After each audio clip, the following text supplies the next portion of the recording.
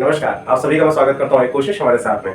अब मैं क्लास 8 के जो इंपॉर्टेंट क्वेश्चंस हैं, जो सीरीज चलेगी वो क्लास 8 के इंपॉर्टेंट क्वेश्चंस के भी साथ में चलेगी, जिसमें जो एग्जाम आने वाले हैं उसमें आपको उससे रिलेटेड एक हिंट मिल सकता है कि हमें किस तरीके से मेहनत करनी चाहिए, किस टाइप के क्वेश्चंस इंपॉर्टेंट होते हैं, उनको एक बार जरूर देखना चाहिए। तो इस सीरीज को जरूर देखिएगा क्योंकि इसमें इंपॉर्टेंट क्वेश्चन डिस्कस किए जाएंगे जो हमारे लिए बहुत यूजफुल होते हैं, जिसको हमें जरूर उस टाइप के क्वेश्चंस को लगा के इस एग्जाम में बैठना चाहिए ताकि हमसे किसी तरह की कोई गलती ना हो सके और हम एग्जाम में फुल मार्क्स गेन कर सकें। तो चलिए स्टार्ट करते हैं एक्सपोनेंट एंड पार्ट। लगातार इसके कुछ क्वेश्चंस आएंगे तो उसको देखिएगा और जो मैं प्रैक्टिस के लिए क्वेश्चन दूंगा उसको प्रैक्टिस जरूर करिएगा क्योंकि ये सब बहुत इंपॉर्टेंट क्वेश्चंस हैं और ये सब प्रैक्टिस अगर आप करेंगे तो आपको एक आइडिया मिलता चला जाएगा कि क्वेश्चंस कैसे आते हैं। तो चलिए देखते हैं। पहला क्वेश्चन है evaluate 3/5 raise to the power -2।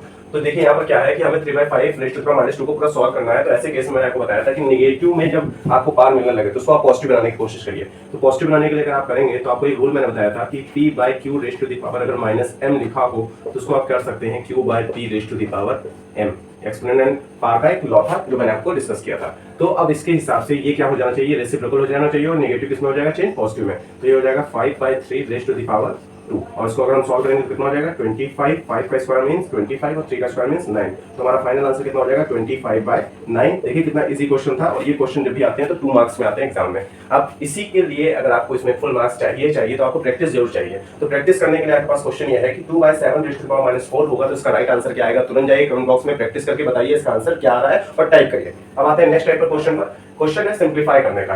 हमारे पास एक बड़ा सा क्वेश्चन आ गया जिसको हमें सिंप्लीफाई करना है और एक्सपोनेंट एंड पावर का क्वेश्चन है। तो क्या करना होगा, बस हमें रूल्स को दिमाग में रखना है, उसी रूल्स को फॉलो करते हुए इस क्वेश्चन को सॉल्व करना है। यहाँ पर सबसे पहले हम देखते हैं क्या कह रहा है क्वेश्चन। कह रहा है 5 का स्क्वायर। 5 का स्क्वायर सबको पता है कितना हो जाना चाहिए, 25 कर दिया मैंने, कोई प्रॉब्लम यहाँ नहीं होनी चाहिए। नेक्स्ट मैंने यहाँ पर माइनस लगा दिया क्योंकि क्वेश्चन में माइनस लगा हुआ था, लगा दिया मैंने माइनस। अब यहाँ पर फिर से मैंने देखा कि 1/4 रेज़ टू द पावर -2 लिखा हुआ है। अभी मैंने बताया कि पावर जब नेगेटिव में हो तो उसको पॉजिटिव करने के लिए आप क्या कर सकते हैं, ये वाला रूल लगा सकते हैं कि p/q raise to the power -m is equal to q/p raise to the power m। मैं यहाँ पर इस लॉ को दोबारा नहीं लिख रहा हूँ, बट एग्जाम में जब भी आप कर रहे होंगे प्रैक्टिस आपको करना पड़ेगा, आपको रूल जरूर लिखना होगा वहाँ पे। तो इसके हिसाब से ये क्या बन जाएगा, रेसिप्रोकल हो जाएगा, पावर नेगेटिव से पॉजिटिव हो जाएगी तो हो जाएगी 4/1 रेज़ टू द पावर 2। इतना क्लियर है सबको, ब्रैकेट क्लोज। फिर से यहाँ पर वही रूल लग सकता है जो यहाँ पर लग रहा था, ये नेगेटिव में है तो पॉजिटिव में चेंज हो जाएगा और रेसिप्रोकल हो जाएगा तो कितना हो जाएगा 4/3 रेज़ टू द पावर 2। अब यहाँ पर देखिए 25 लिखा हुआ, इसको मैं एज इट इज रखता हूँ। 4 का स्क्वायर लिखा हुआ है, कितना हो जाएगा 16 हो जाएगा, मल्टीप्लाई बाय 4 का स्क्वायर 16, 3 3 जा 9। इतना सबको क्लियर होगा।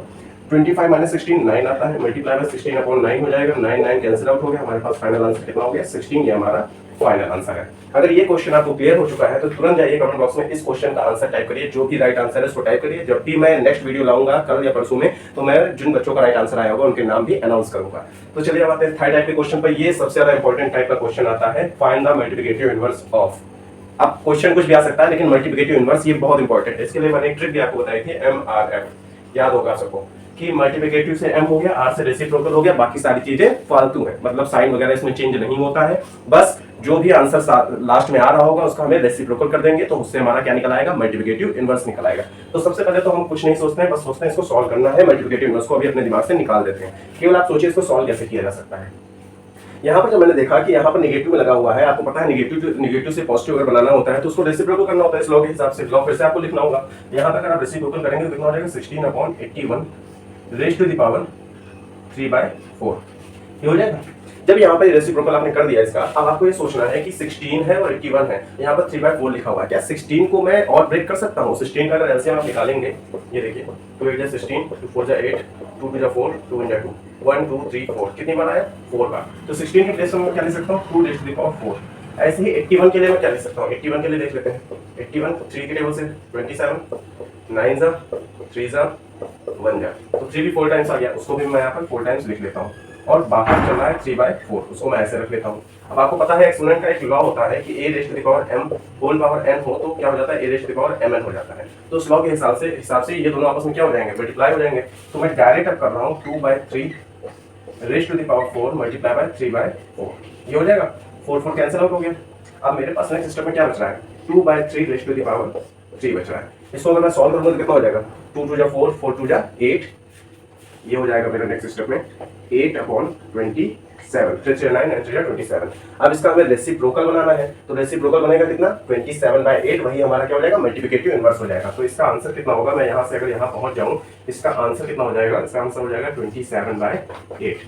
आशा करता हूँ आपको ये क्वेश्चन पूरी तरह से क्लियर हो गया होगा। अगर क्लियर हो गया तो तुरंत जाइए, ये बहुत इंपॉर्टेंट क्वेश्चन है, इसका आंसर तुरंत जाइए कमेंट बॉक्स में टाइप करके मुझे बताइए क्या आ रहा है। तो जो नेक्स्ट टाइप का क्वेश्चन आता है वो इस तरीके से है, express 16 raise to the power -2 as a power with base 2। अब यहाँ पर हमको इसको बेस 2 बनाना है, तो आपको सोचना होगा कि 16 को बेस 2 कैसे बनाया जा सकता है। 16 कैसे निकाल दीजिए, तो 2 8 16, 2 4 8, 2 2 4, 2 1 2। तो इससे क्लियर हो गई चीज कि 2 कितनी बार आ रहा है, 1 2 3 4, 4 का आंसर आ रहा है। तो 16 की जगह मैं क्या कर दूंगा, 2 की पावर 4 कर दूंगा, होल पावर कितना लिखा हुआ है -2, उसको कर दूंगा। अब ये वाला लॉ सबको याद होगा, a raised to the power m whole power n is equal to a raised to the power mn हो जाता है। तो इसके हिसाब से कितना हो जाएगा, 2 raised to the power 4 multiply bye -2 -8, ये आंसर हो गया। अगर ये क्लियर हो गया तो तुरंत जाइए कमेंट बॉक्स में इस क्वेश्चन का आंसर बताइए, express 125 raise to the power -4 as a power with base 5। आशा करता हूँ जितने भी क्वेश्चंस मैंने आप लोग से डिस्कस किए वो क्वेश्चंस आपके लिए यूजफुल रहे होंगे, आप उसकी प्रैक्टिस करेंगे और लगातार प्रैक्टिस में बने रहेंगे। इस वीडियो को यहीं पर एंड करता हूँ और आशा करता हूँ कि आप लोग मेहनत की ट्रैक पर लगातार बने हुए हैं। जय हिंद, जय भारत।